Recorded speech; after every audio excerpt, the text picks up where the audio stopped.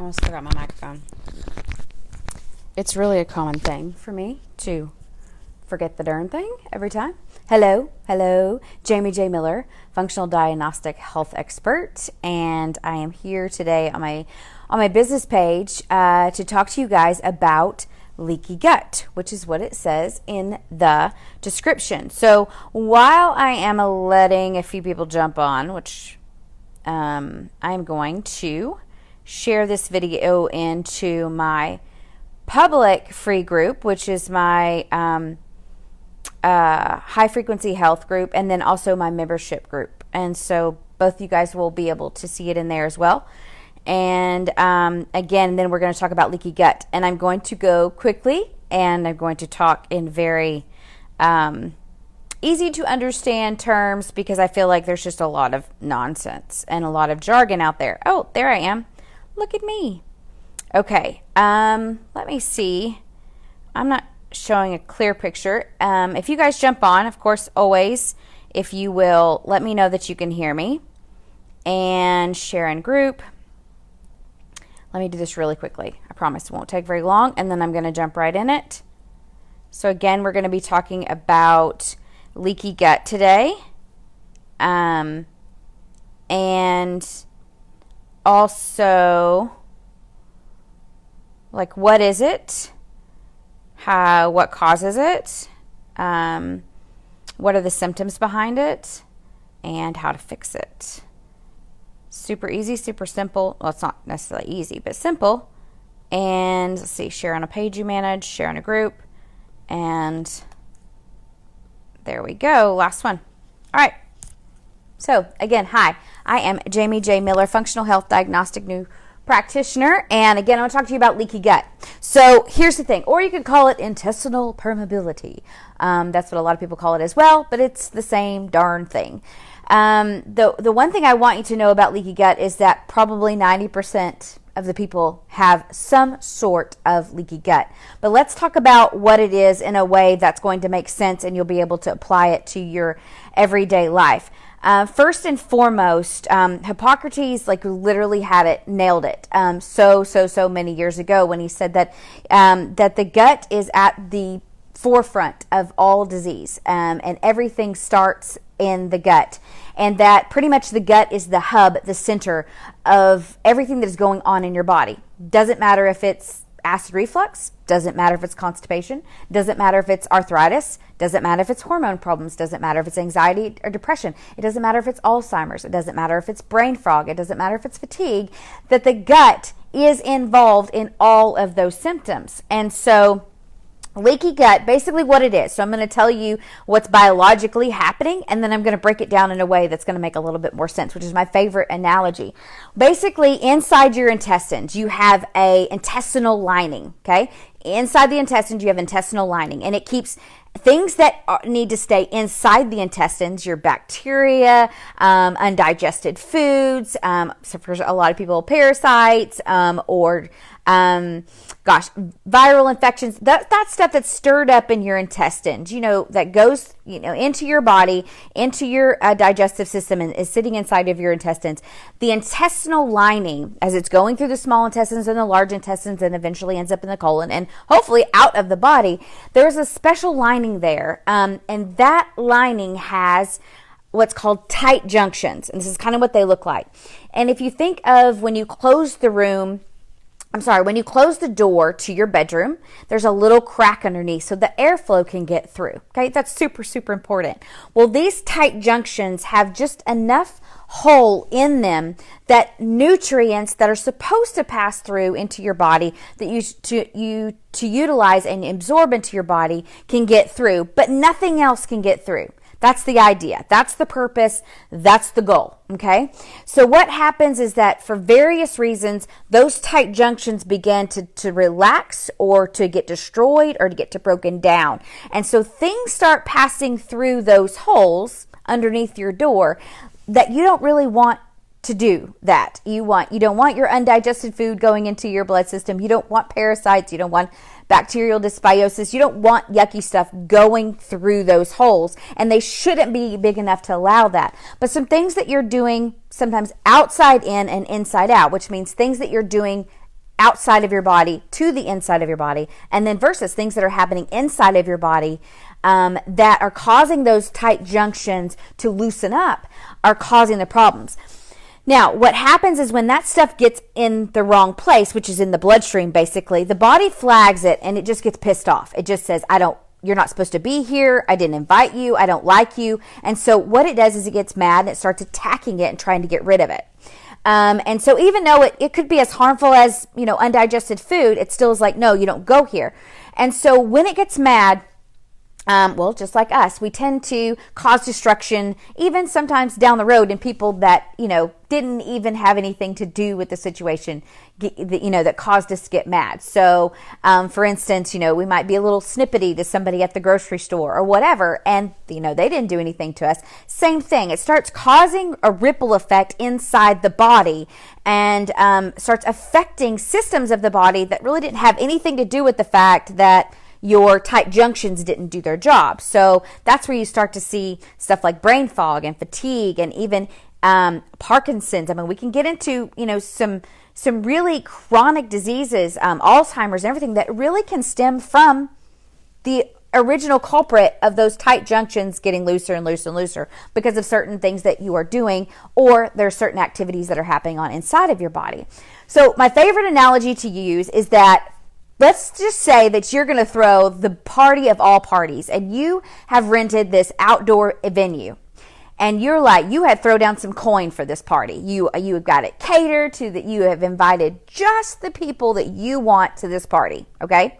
Like you have a list, and if they're not on that list and they don't show ID at the door, at the gate, they can't get in. Okay. And again, this is your party. You have the right to do this. And you hired bouncers to stand at the front gate and only allow people in that are on that list and that obviously show appropriate ID. Well, let's say your bouncers get distracted. We got one bouncer over here that sees a really hot girl in a miniskirt. He's just a little bit preoccupied with that and is not paying attention to who's coming in. And then the other bouncer over here is texting his bros to find out what the score is on a game that's going on. And so he's not paying attention. And therefore, people begin to get into your party that you didn't invite. And there's a reason why you didn't invite them. They don't go well with the people that you did invite. Maybe there's friction. Maybe they're bad dancers. Maybe they have, bad BO. I don't know. It doesn't matter. You don't even need to explain why you didn't invite them because it's your party. And so what happens is when those people get inside your party that didn't belong inside your party, it starts to cause everybody else to be like, whoa, no thank you, and the party begins to shut down. People start to get pissed off. They're not having a good time. Therefore, they don't eat the food. They may leave, and therefore you're left with a really crappy situation. That's exactly what is going on inside your body when your tight junctions, when your bouncers are not doing their job. Now, you will have when your bouncers are not doing your job, you're going to have things like that are pretty much obviously digestive type symptoms. You'll have gas, you'll have bloating, you'll have discomfort after you eat meals, you'll have diarrhea, you'll have constipation. You'll have difficulty passing stools. You'll have food sensitivities. In other words, you eat foods and, people will say, I'm lactose intolerant. That's a food sensitivity. You'll have irritable bowel syndrome, maybe Crohn's disease, ulcerative colitis, autoimmune diseases. And then there's some things that are obvious and then some things that are not so obvious. Autoimmune disease like Hashimoto's, obviously affects the thyroid, Parkinson's, Alzheimer's, brain fog, depression, anxiety, nausea after you eat, or you have frequent nausea, foul-smelling stools. Sometimes it's a kind of an obvious one. Maybe you'll have mucus in your stools. You have experiencing eczema or acne. That's one that people don't realize. Your tongue is swollen and it has a white coat on it. That's one that people don't realize. I mean, you can just obviously, as soon as you wake up in the morning, go stick your tongue out in the mirror. And if it is swollen, in other words, it has these little ripples on the sides where it's been resting against your teeth and it has a white film on it. That's one way to see that about leaky gut. So these are the ways to see if you have leaky gut. Also, if you're taking regular NSAIDs like ibuprofen or naproxen, or if you've been on antibiotics lately, or if you take birth control. Birth control is a bouncer annihilator. Like it just kicks your bouncers in the shins per se. So those are some, the reasons or symptoms that you might know that you are experiencing some form of leaky gut. Now, how severe those symptoms are would let you know how severe your leaky gut is, okay? Now, what causes leaky gut? Well, there's some things that you're doing on the outside of your body to the inside of your body that cause leaky gut. Now, that would be like that you're taking acid-reducing drugs, proton pump inhibitors, that you're taking antibiotics, you're taking birth control pills, you are doing BPAs. In other words, the BPA in plastics, that you are drinking bottled water out of plastics. You're cooking your food in plastics. Sometimes you have BPA in your cooking pans and things like that. You're storing your food in plastics. America, it was funny because I have a friend that just got back from Hawaii, and she was just like, there's no plastic there. They don't put stuff in plastic. And I was like, wow, they've got it figured out over there, because it's really just causing havoc in the gut, but also in the hormones, especially for, well, actually both genders, males and females. Dental and sinus affections, people don't really think about that, but those can cause leaky gut. Dysbiosis, food sensitivities, we've already talked about that a little bit. Gluten, dairy, because they're inflammatory foods. Let's see, head injuries. Most people don't think about that, but head injuries or trauma can cause leaky gut. Heavy metals. In fact, I just made a post about the hair mineral analysis test that I do that detects heavy metals. One of the reasons why I do that is because to see if someone, their leaky gut or their dysbiosis is caused by other things like heavy metals. And we already talked about NSAIDs and pesticides, SIBO, steroids, surgery, trauma, those type of things. That could be causing your leaky gut, but really honestly, just living life. Poor diet, stress, and taking medications or whatever. Those things are the big ones that you're doing on the outside of the body to the inside of the body. The things that cause leaky gut that are on the inside of the body are parasites, viruses like Epstein-Barr viruses, mono, those type of things. Let's see here, drawing a blank. Autoimmune, dysbiosis, yeast infections, those type of things that are happening on the inside of the gut that you may not even be aware of. So the next question is, because I'm trying to really get through this quickly so that people that come back and watch the replay can really get an idea of what this is and what they can do about it quickly without a lot of jargon. What you can do about it, obviously, is there's some things that you can do for the outside in, which is, you guys, even though I don't think that everybody needs to be gluten-free, and I really have a hard time with the gluten-free campaign that's really been marketed, because that's all that is happening there, is that they're just getting money from it, marketing it. In other words, if it's gluten-free and it's in a package, it's still processed. So when I say gluten-free, I'm thinking more of from the farm to the table type situation. So eating more that way. Now you have to be careful, and I know this is a struggle, because you're like, you told me to eat more veggies and fruits, but yet veggies and fruits are also covered in pesticides, and that also does contribute to leaky gut. So you want to buy more organic, certified organic foods from the farm to the table.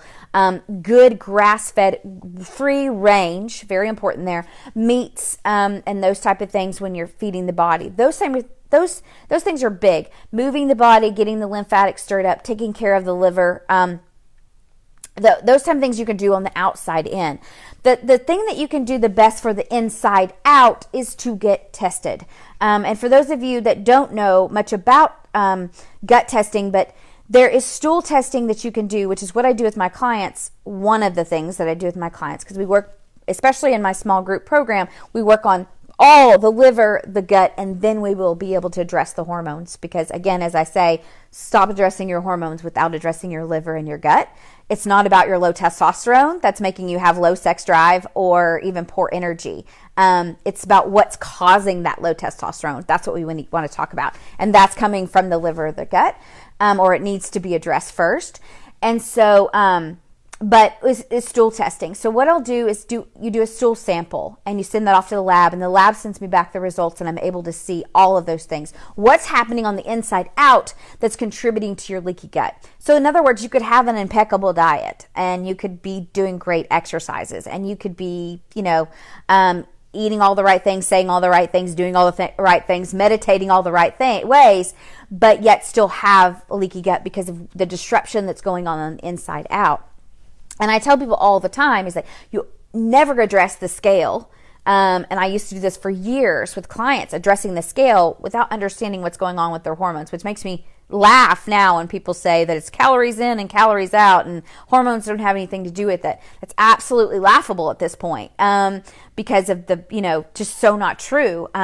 Your energetic system, your ATP system is all involved in your hormones, but knowing what's going on inside of your gut, your bacterial dysbiosis is truly the reason why you can capacity to lose weight or to be able to make a difference in the body in that way.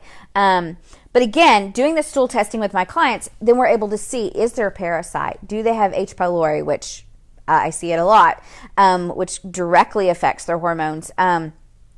Do they have where's the dysbiosis at? Do they have a yeast infection? To what degree do they have that yeast infection? What is their digestive capacity? Are they even able to digest these nutrients? Because a lot of time what's happening is, as we get older, naturally we start to lose our digestive capacities, our hydrochloric acid. And so therefore, we're not digesting our foods anyway. We're not even getting these nutrients. We have people that are eating really well. They're doing what people are all over the world are saying, eat that gluten-free diet, go paleo, blah, blah, blah. But they're not even getting the nutrients from doing that. So that's why I suggest test, don't guess, because you're unique and your body's unique and your digestive system is unique, and you really want to see what's going on there. So if you're interested in doing that test, obviously hit me up in the DM or at the comments of this video, and I can talk to you more about that. But that's really the only way you figure out what's going on from the inside out. The only way. So figuring out, doing the things on the outside in, reducing toxins in your life, watching the diet, move your body, de-stress as much as you can, and then finding out what's going on the inside out, which is test. And then of course from there, the number third thing is to have the right supplementation. Now the right supplementation obviously is going to deal with what's going on your test results, but it's going to remove the culprit, and it's going to rebalance the system, rebalance the gut, rebalance the microbiome.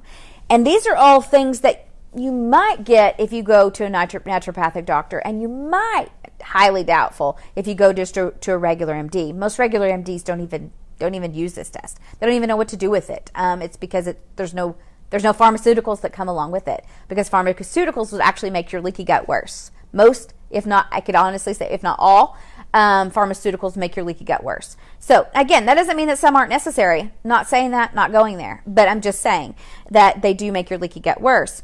But the third step, which is absolutely crucial, which is what I focus on with my client, is making sure that you rebuild your bouncers. That means that you pull them off to the side and you say, hey, I paid you to be here. You get your crap together, get off your phone, stop checking those girls out, and do your job at the front gate.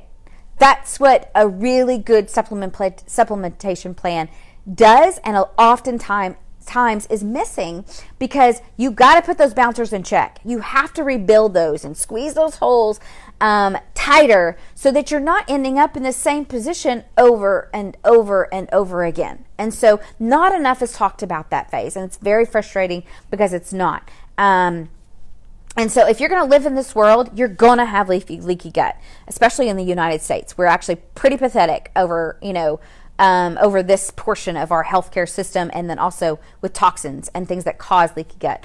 If you're going to live in this world, you're going to have it. And so you really want to focus on those three areas of supplementation when you know exactly what is going on that is destroying the inside of your gut. So I hope that was helpful, you guys. If it was, then at least hit a like and just say, hey, I was here and I heard you and that made sense and thank you.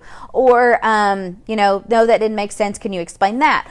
Or whatever. But if you have a question, or if you're interested in learning about what's going on from the inside out, then again, just hit me up. You can. My website is in the description, and then on that website there is a place where you can book a call. There's also my DM, and so on Instagram and Facebook as well. So again, I hope that is helpful.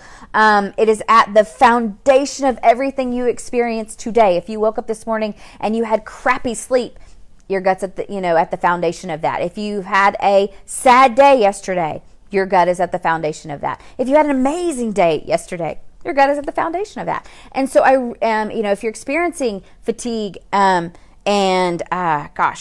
anything, constipation. If you have to take supplements, hear this loud and clear, if you have to take supplements to go to the bathroom, and I mean natural supplements to go to the bathroom every day, that is an indication that something is deeper going on inside of the gut. You more than likely have some type of parasitic activity or viral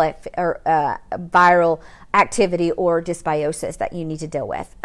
So those are all red flags. You should be able to, in your natural state, be able to go to the bathroom every single day, and it not be something that you have to work towards. That's a very natural process of the body, and it amazes me that people don't. They just think that's natural, that they have to like do things to work it. Either that's drink coffee or take a certain supplement or whatever. No. You should be able to do that without any supplements, either natural or any kind of medications. Okay, so obviously unless you're dealing with some kind of chronic disease, and then at that point, that's a different story. Okay, anyways, thanks for joining me today, and I'm going to try. I say this, sometimes I work a lot with one-on-one with my clients, and so sometimes I have time and sometimes I don't, but I'll try to be on here every Thursday. Next Thursday, I am going to be talking about leaky gut and some specific things like detoxification and how they play off each other, and then eventually talking about leaky gut and hormones. So again, you guys just hit me up if you have any questions, and we'll talk soon.